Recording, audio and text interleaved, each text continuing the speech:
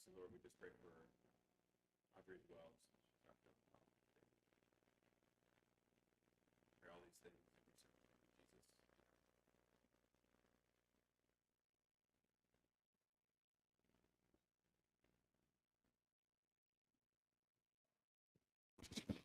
Okay, I think this is working now. Hand-delivered coffee in the morning. Nothing better. Your sword, sir. Yeah. We had a emergency binky situation, so we had to divide and conquer this morning.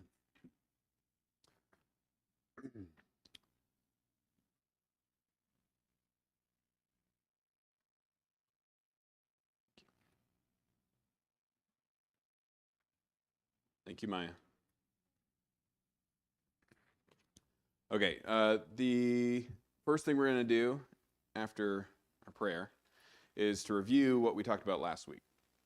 If you weren't here last week, then I'd encourage you to go check out the link that Valerie sent out. We're recording these now, so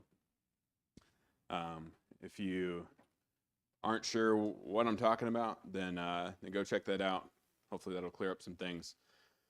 But I want to try and review some of it to get everybody on the same page and up to speed. So what we're going to do, so ancient perspective is what we're talking about. So I called this class the ancient pattern.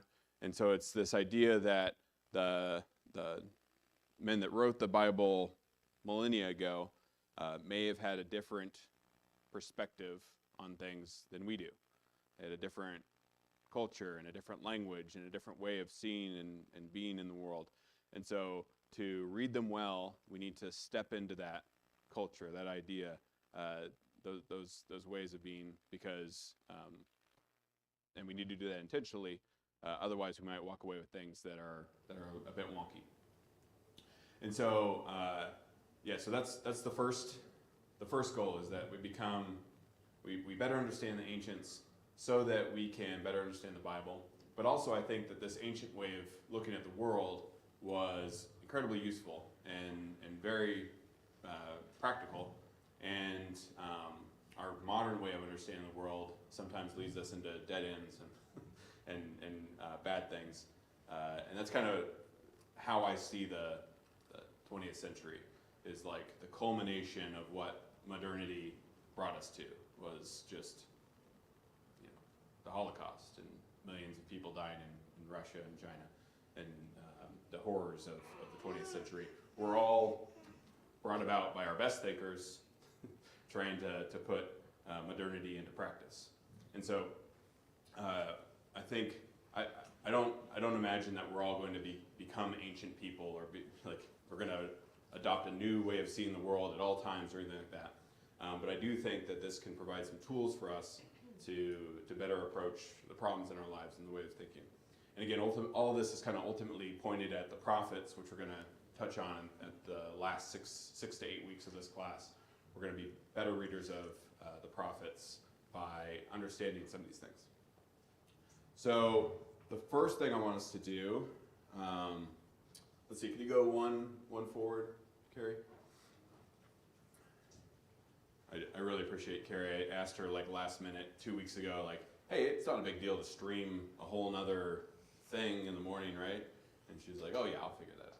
So I really appreciate her helping out with that. So last week, this is how we talked about the cosmos. So heaven above, earth below.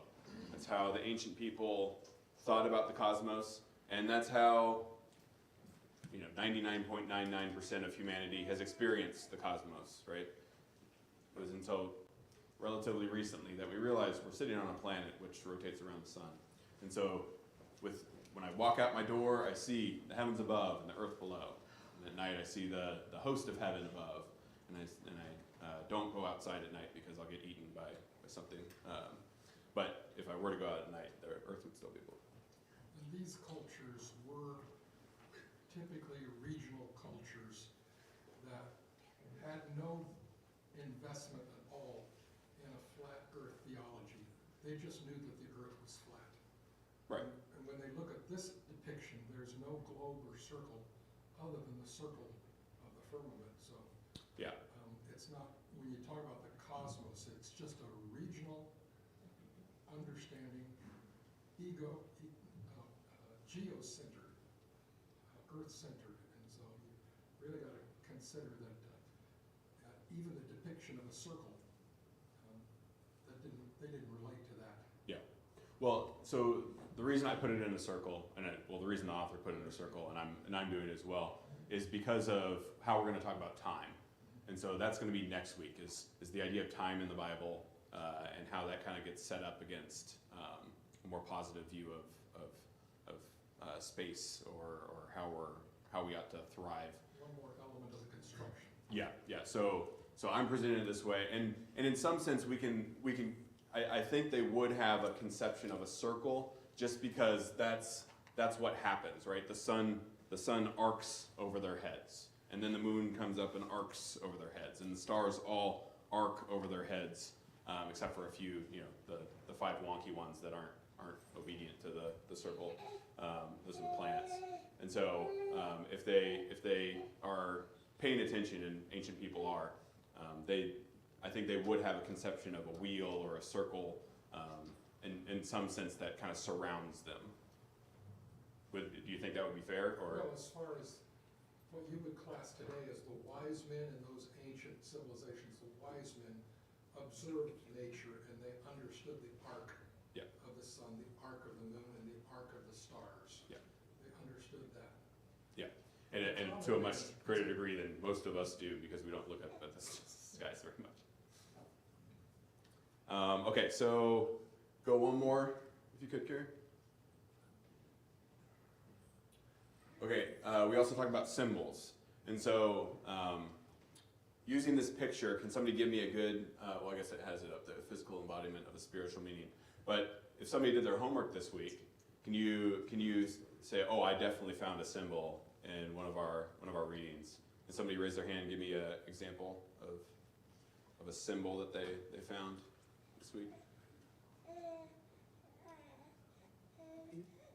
I did it, and I kind of struggled with the symbol part. Okay. But I thought when it was talking about the vault, that it wasn't what we think a vault, so it must be a symbol of that space between the waters that were separated. And so that was, and then I kind of thought, am I getting this right? And so I kind of did everything, but I struggled with the symbol part. Okay. Yeah, I think the vault, or the rakia is the Hebrew word.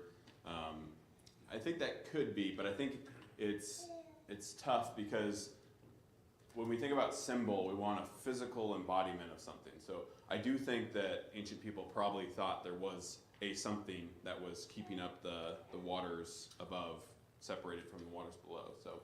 So yeah, I think that's maybe getting close. Did anybody else give that a shot this week?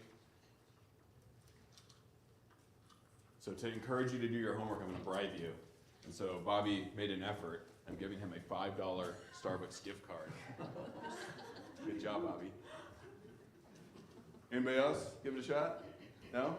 Oh, maybe you will next week. I don't know. Thomas, Yes. was this Genesis? Genesis 1, 2, what did I have you read it? 3, 11, 11, 1 through 9, and then and something in Deuteronomy, right? Deuteronomy. 4:25 to 40. So a few different passages. So for symbolism, would the sun, moon, stars represent something spiritual, even though it's physical? That the sun may represent a great spiritual being, the moon a lesser one, and the stars, I think it said heavenly hosts. Again, I think a better way to think it, so I think yes, I think that's more of a symbol in the way that we think of symbols. The way that ancient people thought of symbols is it's a physical manifestation of some sort of spiritual meaning. And so I don't think they would have thought of the sun, moon, and stars as physical things, because they can't touch them. They're up there somewhere. In the rakia is kind of how they thought of them, in that dome. that spins around us. You think the serpent. The serpent, yeah, easy one, right? So the serpent is this physical manifestation of something spiritual, and it seems to be this spiritual creature that's in rebellion against God, right? And so the snake is how that manifests to the woman, okay? You can think about the people. The people are a physical manifestation of a spiritual image of God, right? God puts his breath into the dirt, so we'll talk about that more in class today. And what I want to make sure that you hear me when I'm saying symbol. A symbol, the way that we talk about it, usually if you say, oh, that's symbolic, it means that it's not real. But that's not how I'm using the word. The word is a physical representation of spiritual reality of some sort. So that's really how we encounter everything around us. If something doesn't have some sort of form or purpose or shape, then it's not super, like we can't really attend to it. So everything around us has some sort of meaning or purpose. So even when I see like water, it's like, oh, that's a lake, or that's a sea, that's a thing that I can use to go and visit another country, or I can go and play in it, or I can go harvest clams from it, or something like that.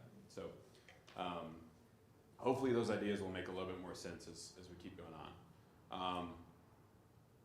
All right, maybe we got one more slide. Oh, so this is the other way that we talked about symbols.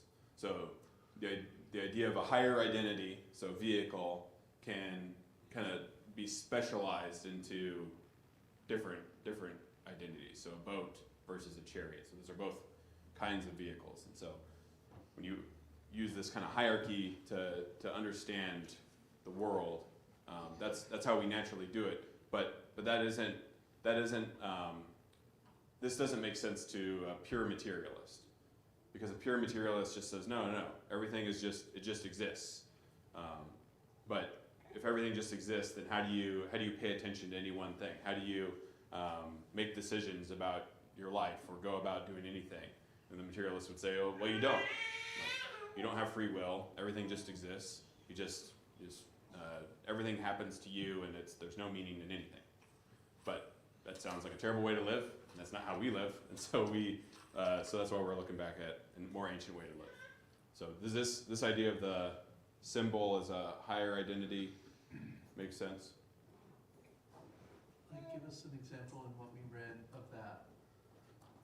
How about I do a pop quiz? Pop quiz. Ezekiel 1:10. So it's up here, but if you want to go find it, you can do that too. Ezekiel is one of those books when you pop it open, and the very first 10 verses, it throws a fastball, screwball or something at you. And so you get this crazy image. So as for the form of their faces, each had a human face. All four had the face of a lion on the right, and on the face of a bull on the left, and the four had the face of an eagle. And all four had the faces. So they had 4 faces. They're these cherubim. They're the throne guardians before God. And this is the first 10 verses of this book. It's like, how am I going to understand anything in the rest of this book? But my contention is that there's something symbolic going on here. And again, symbolic doesn't mean not real, but symbolic is a way to think about the cosmos in these terms. And so is this, if we think about these 4 creatures, is this a specialization? Or is it a generalization, or is it a symbolization? Are there creatures that are above, below, in the middle?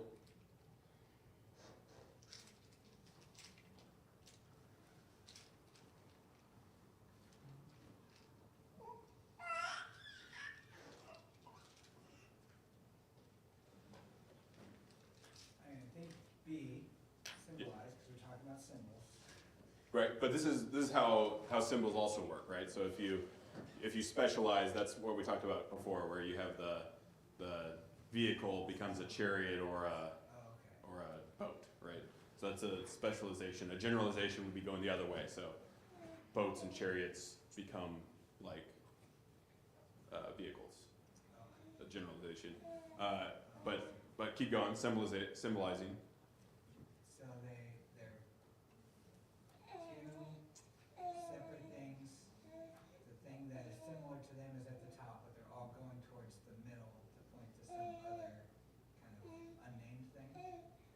Yeah. So if you go forward one, Carrie. So if you think about an eagle so these are 4 creatures, right? So you have a human, eagle, bull, lion. And if you think about this in kind of ancient terms, you have the eagle, which is above, right? And very few people are capturing and holding on to eagles. So it's kind of this spiritual identity that's above. And then the human sits in the middle, and we're going to talk about that more in this class. And then the bull and the lion. So those are types of creatures, but what's the difference between the bull and the lion? One's a predator. Yep. One's something, I don't know if they, well, they've already, what's the word? Taken control of bulls. Yeah, domesticated, yeah. Yes, that's- Yeah. Yeah, they have.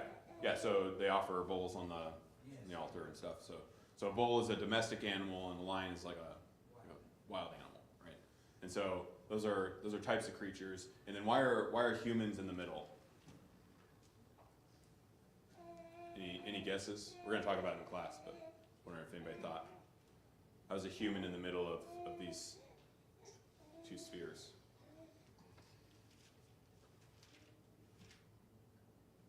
So the reason that the Bible gives is because they have both. They have a spiritual identity, but they also have a material identity. And so we'll talk about that here in a minute. One more question on our pop quiz. Okay, so whew, hope nobody saw that. How did ancient people think about building a house in terms of heaven and earth? I'm going to go and build a house. How do I do that according to an ancient person? You would do the bottom part first. Ms. Joyce? Well, Yeah, raise your hand, like please. the children's song, you look for a steady, solid place to build your house, Yes. So you, because it's going to be there for years. okay.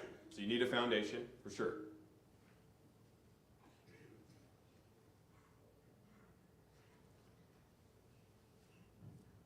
Like, Heaven is like dependent on earth, or it's supported by earth. Like you can't just have the roof just floating there. It has to be connected to the ground first.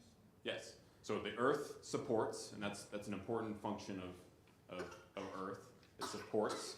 But also, what about the stuff that the building is made of? Comes from the earth. It comes from the earth. Okay, so it has an earthly reality. Okay, and what else does a house have though? Roof. Okay, roof, Usually people. people. Didn't they often have an opening in their roof? Is that? Maybe, but I guess, can I just have if I just had a bunch of wood and nails and like, do I have a house? No, you gotta put it together. Structure. Yeah, I have to put it together. And what do I need to put it together? Okay, I need a builder. Tools. I need tools. It's a plan. I need a plan. I need a plan. I need a plan to organize this thing.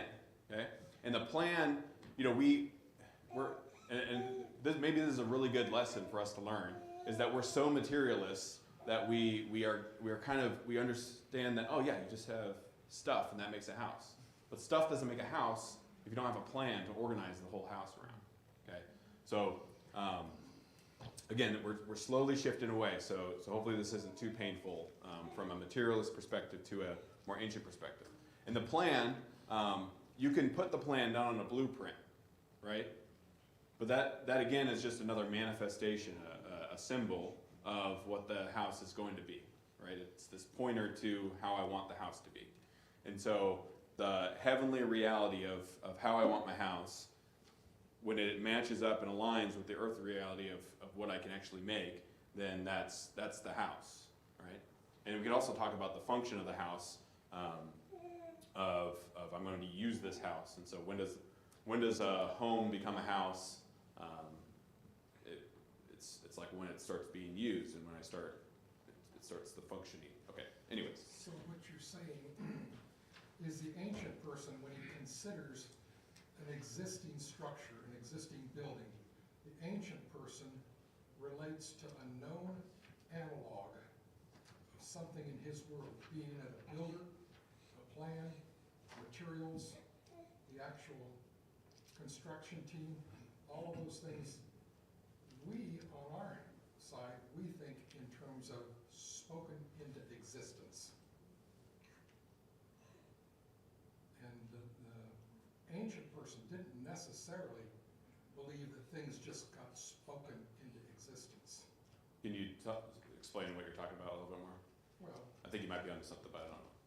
again, the ancient person understands his or her own world in terms of a known analog, a known tree, or a known, roof, or a known pillar, or something like that.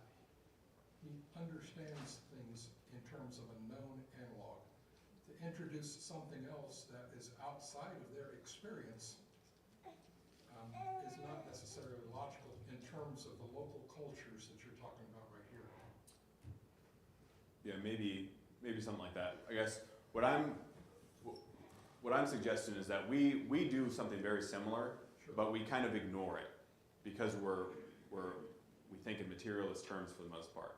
So, it could come back to the chairs that I was talking about last week, That's right? the term, the different- materialistic side of it. Yeah, different kinds of chairs could be up here: a beanbag, a stool, a throne.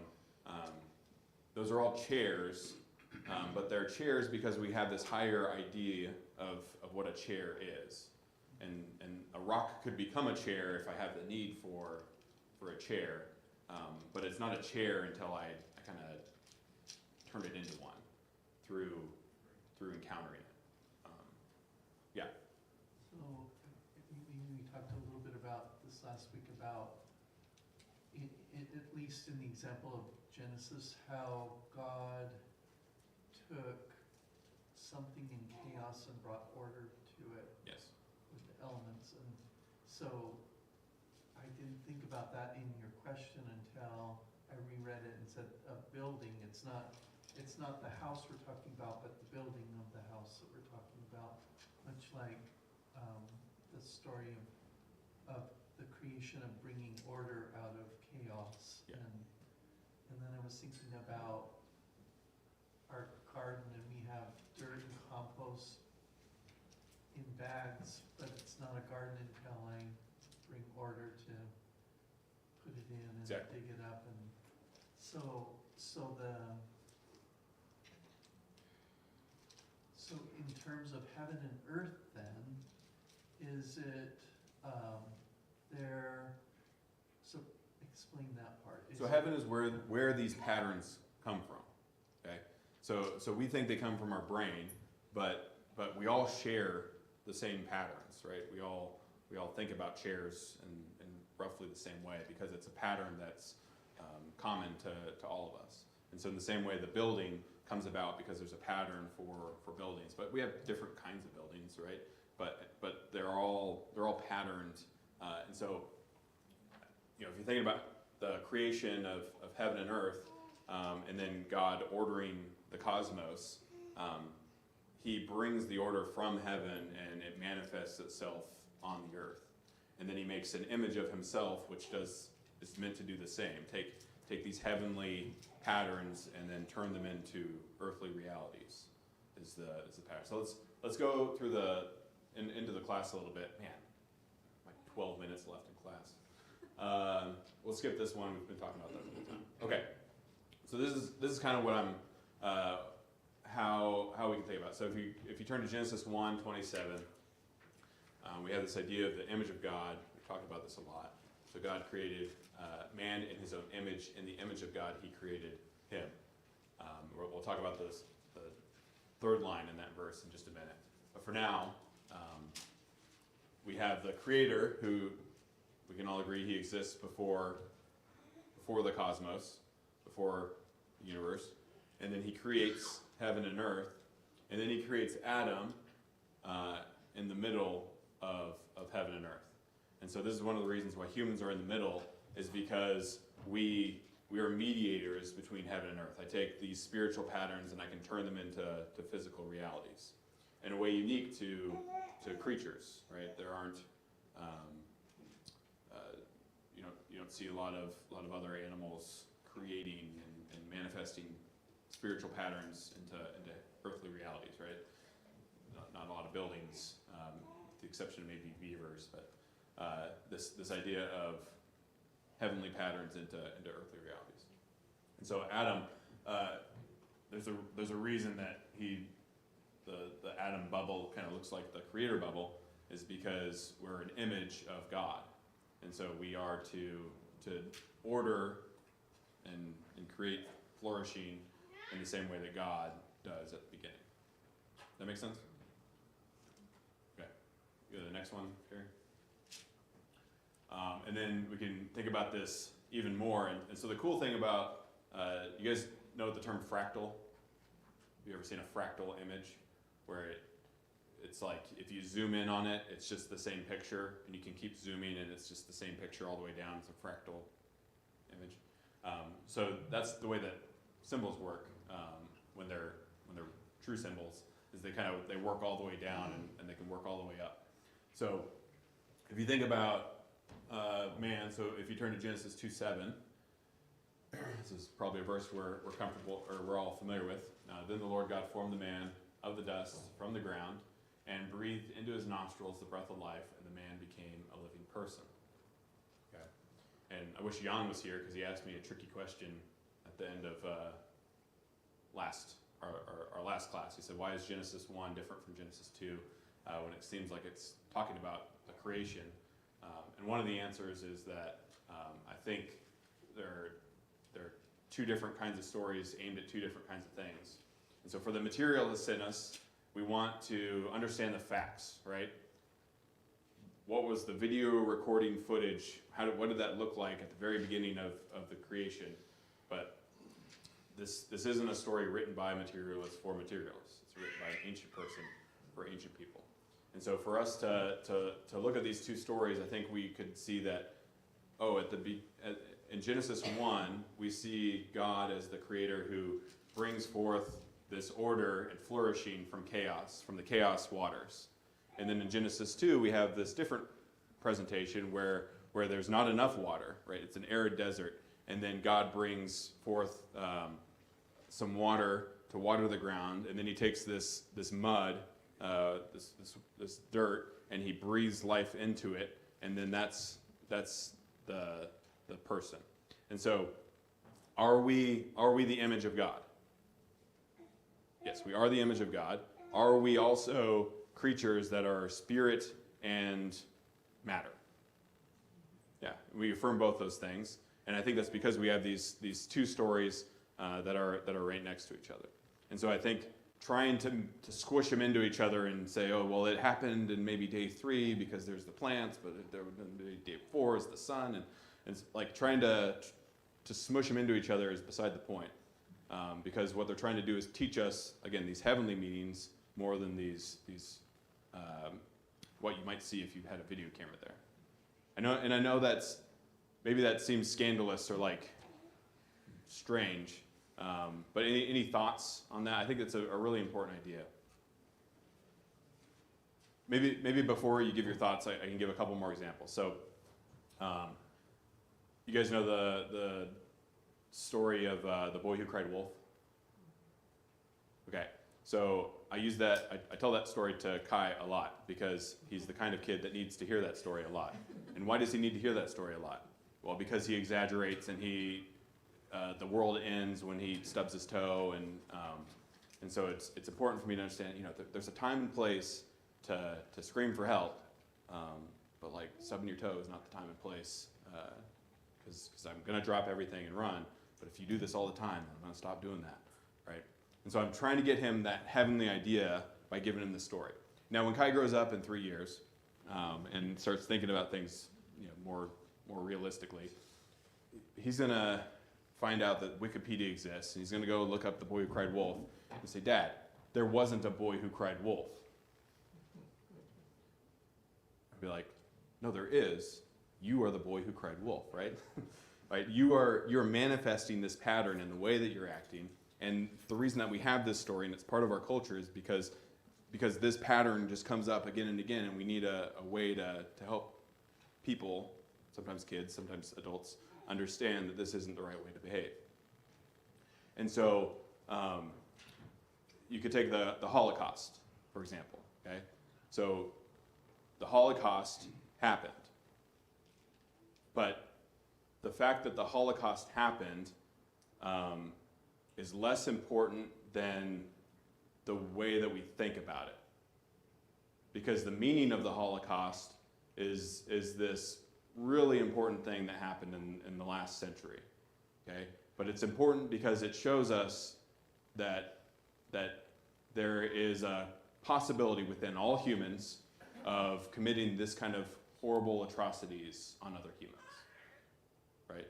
Even some people who claim to be Christians at the time were participating in the system that was aimed at killing millions of people. And so when we think about the patterning of these stories, I think it's important for us to look at these ancient stories in Genesis and say that the heavenly meaning is more important than the facts, because like we said before, the meaning comes before the facts. The meaning and the patterns is more important than the facts. Okay, so are you all still with me? Does that make sense? Is there something troubling in me saying that? Because what I want to do is affirm Scripture. I think that Scripture is absolutely true in all that it intends to teach us and instruct us on. And what I'm trying to convey is that I don't think Genesis 1 and 2 are trying to give us video camera footage of what it looked like when God created the cosmos, but they're trying to teach us about who God is and who we are and how we ought to live and relate to one another. Got one nod, okay, that's good. It's a good start. 2 nods, 1 thumb up, okay. Any comments or thoughts? When I learned this was like mind-blowing. So maybe you all knew this already, and I'm just catching up to the party. But for me, this took a long time to digest that, because at heart I think we're all materialists. We all are clinging to our facts and our figures, and when somebody presents an idea like this, it can feel like somebody's taking away our facts. But what I'm trying to point to is that I think there's higher meanings in these stories. So if you're all good with that, then I'm going to keep moving on. It's good. Yeah, Thomas, I think it's something, I've been thinking about this, trying to think this stuff myself for a long time. And I remember in high school, my coach told the story about this guy he was like a prisoner of war in somewhere, like I don't remember the details of it, but the point was when he came home, he went and played golf with his dad and some of his friends, and he shot par. It was like a couple days after being home, he hadn't played golf for like 18 months because he'd been in this prisoner camp and stuff like that. And his dad and his friends were all astonished that he played golf so well, and he explained that while he was in that prison camp every day, he would play a round of golf, he would visualize playing a round of golf in his head. Right? The point that my coach was getting to is that, that visualizing yourself doing stuff, practicing, winning, like that's real, like it helps your brain. Your brain can't tell the difference. It benefits from you doing that. This is something you should do, right? And so that's something I've told other guys about. I've told, talked to Grayson about that and stuff like that. And just thinking through that, if it comes to pass that, maybe he was only gone like 6 months, right? Or maybe he actually didn't play that well golf, right? Or maybe like whatever the true actual facts of the story of what happened, the higher point of that story is about the truth of visualization and how it benefits you. Yeah. And so that's kind of what I've been thinking about because it's not about, because the higher truth that it's pointing to, that's what's important about the story. the main reason for the story. Yeah. Something like that. Yeah. Yeah. And yeah, and when it comes to the Bible, I think we get a little frustrated or defensive about this because we say, well, the Bible is true, and these people aren't like making things up, and I would affirm that that's true. But especially when you're thinking about the breadth and scope of what the scriptures are and the time over which they were written, I think we have to take that into account and say, yeah, they're true, but they've also been shaped by people over this large span of time, and so especially when it comes to like symbolizing, maybe they took maybe a lower thing and they turned it into a higher symbol. And so if I say, oh, he was in a vehicle, but he was in a boat, it's not contradictory, right? It's just more of a generalization for a wider audience or something like that. I'm not sure I'm following you. I mean, the Bible's full of stories. Some of them happened, some of them didn't. I mean, it's full of parables. Sure. Nobody thinks a parable happened in that way. Some people do. Well, it depends on the parable, I guess. Yeah, but I think that's an important point is that some people would stake their claim that if you don't think that this parable happened, then you don't believe in the Bible. But that's misunderstanding the type of story that Jesus was telling or the words that he's speaking. And so I think that's a distinction that does matter. You're probably talking about Lazarus and the rich man, but No, I'm talking about, there are people who would, I've met them, that would say that every parable happened and that Jesus is relating truth because he can't lie. So, but continue. well, okay. So, and there are certainly things that stories that are told in that, at least in my mind, stories that are told in that way. But and some that aren't. I don't think you can allegorize the whole Genesis or the first few chapters of Genesis. And I'm certainly not trying to allegorize what's going on. But at the same time, it certainly isn't written. I mean, if you could just imagine anyone from our generation sitting down to write how the world began, look to fill this room, and we wouldn't be past day one. We just couldn't do it. Literally couldn't do it. And it certainly is written in a unique way for us in our understanding or culture, I guess I'll say. It's not analytical at all, as you said. But that doesn't mean that the things that it treats as historical, from Genesis through Revelation, are historical. Certainly have to differentiate some, but I'm not sure I would say the lesson of the text is more important than the factuality of the text. We just need to understand the text. I'm not sure I'm following you on that. Okay. So when I say that the meaning so I wouldn't say it's more important. I would say that the meaning comes first. It always comes first, because the meaning, it gets embodied by the physical, and so if we Okay, well, maybe I mean, the meaning's put there by the author. Yep. Who's God? So, well, anyway, just keep going. Yeah, and I think especially next week. So next week we're going to talk about these two patterns that are kind of throughout all of Scripture, which is the chaos of time and the positive nature of space, and hopefully that will make more sense. I got some homework I'm going to send out that's going to talk about these categories and ask you to kind of look at how heaven is being embodied, how Earth is manifesting. Specifically looking at when there's pairs of things matched up. So we're going to look at Cain and Abel. We're going to look at the manna and the quail. We're going to talk about the name of God and the nation of Israel.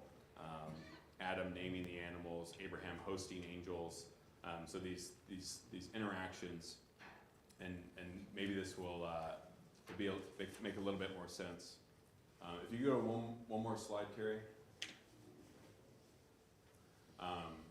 Yeah, so this is the last part. So male and female, he created them. So that's part of the image of God. And so you can see that this is fractal.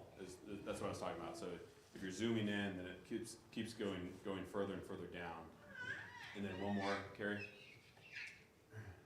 And so when we talk about Genesis 2:21, and it says, the Lord caused man to fall into a deep sleep.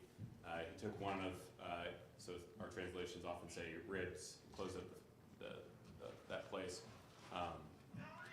In the Hebrew, it's a little bit more obscure in saying half. It took from the man's side. And so male and female are half of the image of God. That's kind of what the poem is getting at in 1 verse 27, right? Male and female, he created them, and that relates back to this idea of the image of God. And so when we start thinking about these ideas, it gets kind of cool because so the female side of things is about hosting, and it's about right. So a woman becomes pregnant, and she is host to a baby for 9 months, right? And then and the way the ancient people thought about it, it wasn't an egg and a seed combining to become. It was a man would plant the seed in the woman, and then the seed would grow into a child. And so this pattern, the reason that they talk about it is because this pattern makes sense that way. That you then have the seed that's in the middle that then becomes a new human. And so in the same way that the Creator creates Adam, the man plants his seed to create this woman, or to create this new life, but it's only manifested through the woman, materializing that seed into a new human. Does that make sense? So maybe that was a lot to cover in the last 2 minutes of class, but what the point I'm trying to get at is it keeps repeating as you go down, which is going to be a helpful way to think about it. So check out the homework this week for real. You people who don't do homework, just try and do a day or two if you don't have time to check out all 5 days of it, and then let me know if you have questions about the homework before Sunday morning, so I can kind of prepare ahead of time to say, oh, this wasn't clear, talk about this instead. All right? Thanks, everybody.